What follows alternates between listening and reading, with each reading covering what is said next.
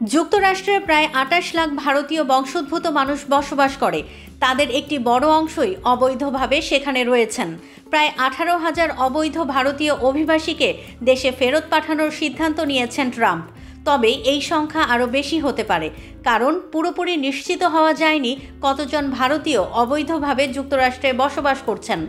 বেশিরভাগই ভারতের গুজরাট, পাঞ্জাব এবং অন্ধ্রপ্রদেশ থেকে যুক্তরাষ্ট্রে গেছেন এবং অবৈধভাবে সেখানে বসবাস করছেন।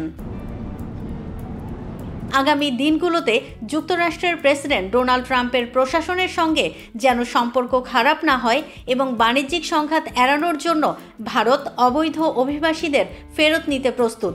অবৈধ অভিবাসীদের বিরুদ্ধে ট্রাম্পের কঠোর অবস্থান একটি গুরুত্বপূর্ণ নির্বাচনী প্রতিশ্রুতি ছিল।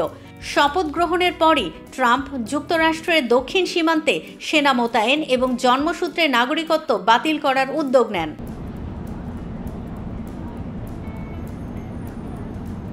ভারত আশা করছে অবৈধ অভিবাসীদের ফেরত পাঠানোর এই পদক্ষেপের বিনিময়ে যুক্তরাষ্ট্র ভারতীয় নাগরিকদের বৈধ অভিবাসনের সুযোগ রক্ষা করবে।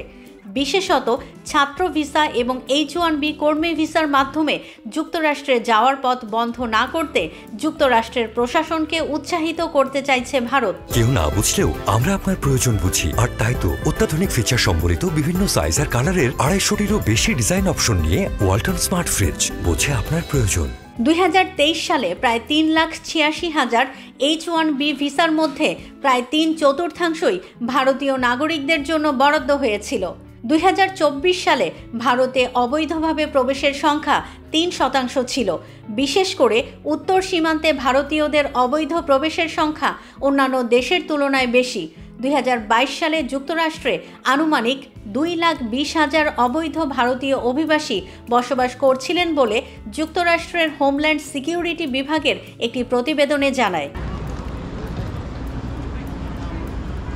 মোদি সরকার জানিয়েছে তারা যুক্তরাষ্ট্রের প্রশাসনের সঙ্গে সহযোগিতা করে অভিবাসন নীতির উন্নয়নে কাজ করবে এবং এ পদক্ষেপটির মাধ্যমে দেশীয় রাজনৈতিক ও সামাজিক স্থিতিশীলতাও বজায় রাখতে সক্ষম হবে।